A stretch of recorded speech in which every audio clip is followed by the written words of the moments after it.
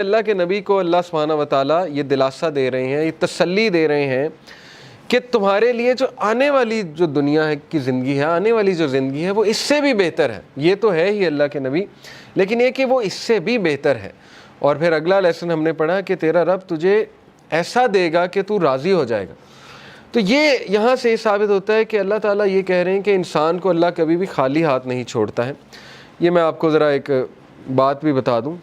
A man from Kufa came to ask Sayyidina Muhammad al-Baqir whether the hadith of the Prophet's intercession was authentic. رسول اللہ کی جو شفاعت ہے اس کے بارے میں پوچھنے آیا کہ کیا یہ authentic ہے.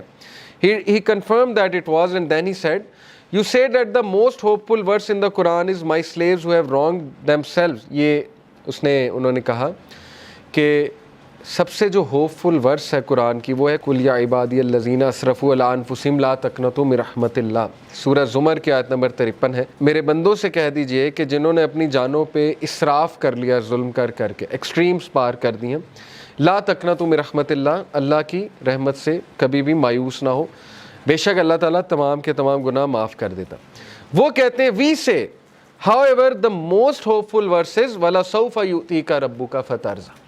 محمد الباقر کا یہ ویو تھا کہ آپ کو پتہ ہے جو پچھلی ورس ہے بہت سے صحابہ کی یہ فیوریٹ ورس تھی، قُلْ يَا عِبَادِيَ الَّذِينَ أَسْرَفُوا عَلَىٰ أَنفُسِهِمْ لَا تَقْنَطُوا مِن رَحْمَتِ اللَّهِ. لیکن محمد الباقر کہتے ہیں کہ میرے نزدیک سب سے جو ہوپ فل ورس ہے قرآن کی ان ہوپ لیس سچویشن وہ ہے وَلَسَوْفَ يُؤْتِيكَ رَبُّكَ فَتَرْضَىٰ، کہ جلد تیرا رب تجھے دے گا اور تو راضی ہو جائے گا. اب وہ دے گا کیا، اس پہ آپ نے ویٹ کرنا ہے، ٹھیک ہے، آپ نے دیکھنا ہے کہ اللہ کی طرف سے جو ہے وہ کیا ہوتا ہے. تو بہرحال we learn from this that happiness is coming، خوشی آئے گی. اور یہ کہ ہر غم کے بعد نیا دن ہے، ہر اندھیر کے بعد نئی صبح ہے، اور ہر ڈیفیکلٹی کے بعد ایز ہے. ڈیفینیٹلی یہ تو ہے ہی. اور جیسے اللہ نے کہا سورہ کاف میں، یہ انہوں نے مینشن کیا ہوا تفسیر میں کہ اللہ کہتے ہیں کہ میں اپنے بندے کے جیگولر وین سے بھی زیادہ، شاہ رخ کی جو وین ہوتی ہے اس سے بھی زیادہ قریب ہوں اپنے نالج کے حوالے سے. یعنی اللہ تعالیٰ نگلیکٹ نہیں کر سکتا اپنے بندے کو. اب میں ذرا آپ کو اللہ تعالیٰ کا ایک ایٹریبیوٹ ہے اللطیف. اللطیف کسے کہتے ہیں، اس کے روٹ ورڈز بھی دیکھ لیتے ہیں. سب سے پہلی بات تو اللطیف کہتے ہیں the subtle, the most gentle, the all kind. 7 بار قرآن مجید میں اللہ کا یہ ایٹریبیوٹ آیا لطیف. اور مزے کی بات کہ جب بھی تخلیق کا ذکر اللہ نے کیا تو اس ایٹریبیوٹ کا ذکر کیا اللطیف کا. سورہ ملک میں اللہ تعالیٰ نے کہا نا الا یعلم من خلق وہو اللطیف الخبیر، کہ کیا وہی نہیں جانے گا جس نے تمہیں تخلیق کیا ہے، کیا اس کو ہی نہیں پتا کہ تم کس سچویشن میں ہو، تم کس غم میں ہو، جبکہ وہ لطیف ہے اور خبیر ہے. لطیف ہوتا ہے جو اتنی ٹائنی اور مائنیوٹس ڈیٹیلز کی بھی نظر ہوتی ہے اس.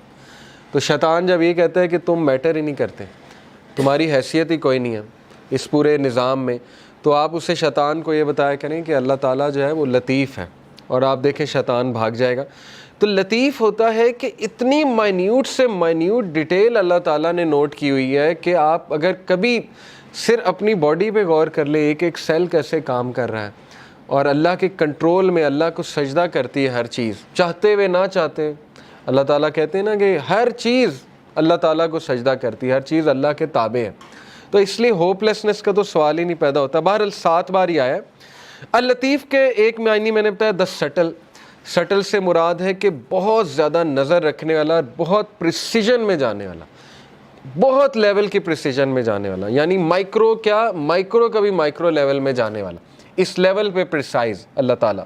جیسے حدیث میں آتا ہے نا کہ کالی اندھیری رات میں کالے پتھر کے نیچے کالی چونٹی، اس کے قدموں کی چاپ بھی رب سن رہا ہے.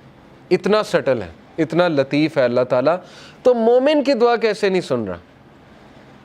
بات سمجھ میں آنے والی نہیں ہے نا. مومن اگر دل سے کوئی بات کر رہا ہے تو وہ کیسے نہیں اللہ تعالیٰ سن رہا ہے؟ پھر the most gentle, the all kind. پھر یہ کہ ایک میننگ اس کا یہ بھی بنتا ہے the one who disposes of our affairs in the most beneficial way without us even perceiving it. ایک معنی اس کا جو ہے وہ علماء نے یہ بیان کیا ہے کہ اللطیف وہ ذات ہے جو ہمارے معاملات کو اس طرح سے لے کر چلتا ہے ان دا موسٹ پریسائز مینر کہ انسان کو پتہ بھی نہیں لگتا کہ میرا معاملہ کس طرح سے اللہ لے کر جا رہا ہے اور کس عمدہ انداز سے وہ معاملہ جو ہے وہ حل ہو رہا ہے. He is al-Latif to his slave, being kind, gentle and merciful, And he is al-Latif of his slave. He is fully aware of your situation, your deeds, what is in your heart, your thoughts and your desires. ایک ایک چیز اللہ کو پتہ ہے، آپ کے دلوں کا حال، آپ کے اعمال، آپ کی کنڈیشن، آپ کی اسٹیٹ، آپ کے مسائل، آپ کے غم، کیا ہونے والا ہے آپ کے ساتھ یہ بھی پتہ ہے، وغیرہ وغیرہ. یہ ساری باتیں اس میں آتی ہیں. تو موسٹ کائنڈ، موسٹ سٹل اور موسٹ گریشیس، یہ چند ایک معنی ہے. لطیف کا جو روٹ ورڈ ہے وہ ظاہر ہے لام طوافہ لطافہ، which points out to 4 main meanings. اب میں عربک لغت کے مطابق آپ کو لطیف کے 4 meanings جو ہے وہ بتاتا ہوں. The first meaning is to be kind, gentle, mild, affectionate, soothing and to bestow with kindness. پہلے ورڈ کا تعلق کائنڈنس کے ساتھ ہے، جینٹلنس کے ساتھ ہے، ٹھیک ہے نا. ہم کہتے ہیں نا یہ لطیف ہے یہ شخص بڑا، تو اس سے مراد ہے کہ بہت جینٹل ہے، بہت زیادہ نرم ہے. تو ایک اس کا یہ ہے. The second main meaning is to be thin, delicate, refined. یعنی بہت مائنیوٹ ڈیٹیلز. تھن سے مراد ہے مائنیوٹ ڈیٹیل، ریفائنڈ سے مراد ہے minute detail. Third is to be subtle. Subtle سے مراد ہے بہت زیادہ باخبر، ٹھیک ہے نا. سٹل کو ویسے بھی جی سٹل سے مراد ہے بہت زیادہ باخبر.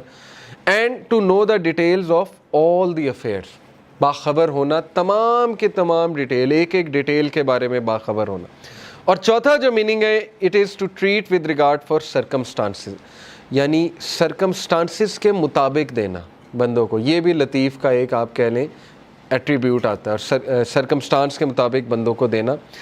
اور یہ جو ہے 7 سے 8 بار، 8 ٹائمز آیا ہے. اور ان میں سے ایک بار اس طرح سے آیا قرآن میں وَلْيَتَلَطَّفْ، یہ آپ کو پتہ ہے وَلْيَتَلَطَّفْ بھی استعمال ہوا ہے. اور باقی یہ کہ لطیفٌ خبیر جیسے اللہ نے کہا نا. وَلْيَتَلَطَّفْ کا مراد ہے and let him be cautious، کہ cautious ہو جائے، باخبر ہو جائے ایک دم سے.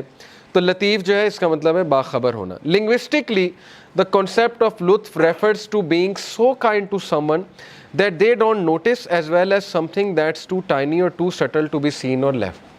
بڑی خوبصورت بات ہے، اس پہ ذرا غور کریں. لکھنے والے کہتے ہیں کہ یہ جو لطیف کا کانسیپٹ ہے یہ ایسا ہے کہ اللہ تعالیٰ اس طرح سے مدد کر رہا ہوتا ہے بندے کو کہ بندے کا گمان بھی نہیں جاتا، یعنی بندہ نوٹ بھی نہیں کرتا ہے. اور اس سے جب نوٹ ہوتا ہے تو ظاہر ہے کہ پھر وہ سجدے میں گر جاتا ہے کہ اللہ تعالیٰ نے کیسے میری مدد کی ہے.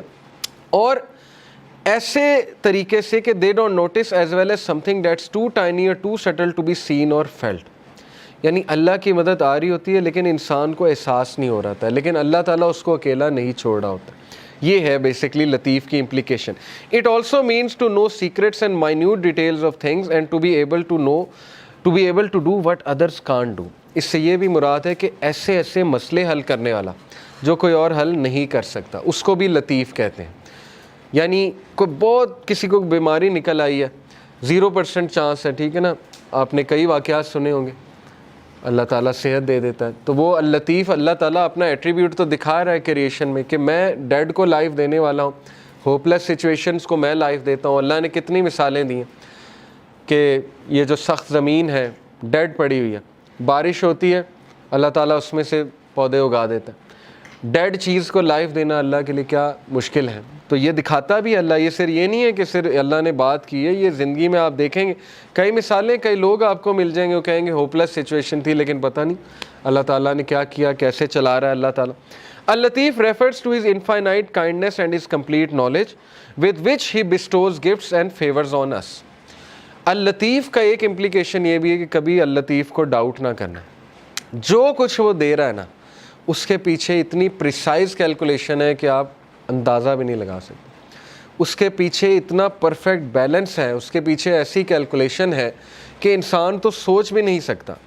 And taking us gently from one situation to another and causing us to benefit without us even knowing it. اللطیف وہ ذات بھی ہے جو ہمیں ایک سچویشن سے نکال کے دوسری سچویشن میں لے آتا ہے اور ہمیں احساس تک نہیں ہوتا کہ اس نے ہماری کیسے مدد کر دی. تو اس لیے اتنی پریسائز ڈیٹیل میں ظاہر ہے انسان کیوں اللہ نے کہا کہ بے شک انسان ناشکرا ہے، اسی لیے نا کیونکہ انسان کو نظر ہی نہیں آ رہا کہ اللہ تعالیٰ اس کی کہاں کہاں سے مدد کر رہا ہے اور کیسے کیسے اللہ تعالیٰ اس پہ رحمت کر رہا ہے. تو اس لیے یہ بات کنفرم جان لیں کہ شیطان جب بھی آپ کو احساس دلائے کہ یو ڈونٹ میٹر ٹو اللہ، تو یہ ایٹریبیوٹ اللہ کا آپ کے ذہن میں آنا چاہیے. ٹھیک ہے نا. اللہ تعالیٰ کہتا ہے سورہ نام میں کہ پتہ بھی نہیں گرتا اللہ کو پتہ.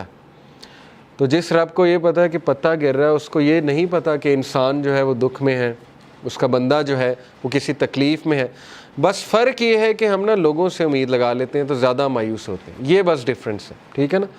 تو توکل اس لیول کا ہونا چاہیے جو ابو ذر غفاری کا تھا، کہ اللہ کے نبی صلی اللہ علیہ وسلم نے انہیں کہا کہ ابو ذر جب تو مانگے اللہ سے مانگ اور اس کے علاوہ کسی سے نہ مانگ. تو آپ کو پتہ ہے اس دن کے بعد ابو ذر کیا کہتے ہیں؟ کہتے ہیں after this day I never asked anyone for anything. ابو ذر کے بارے میں مشہور تھا کہ وہ یہ بھی کسی کو نہیں کہتے تھے مجھے پانی پلا دو. اس لیول کی مدد بھی وہ کسی سے نہیں لیتے تھے. خیر یہ بہت ہائی لیول ہے، لیکن یہ کہ کسی کی مدد لینا جائز ہے، کسی سے بات چیت کر لیں، نیک آدمی ہے اس سے مشورہ لے لیں، ٹھیک ہے نا، اس میں کوئی وہ نہیں ہے. لیکن یہ کہ امید اللہ تعالیٰ سے.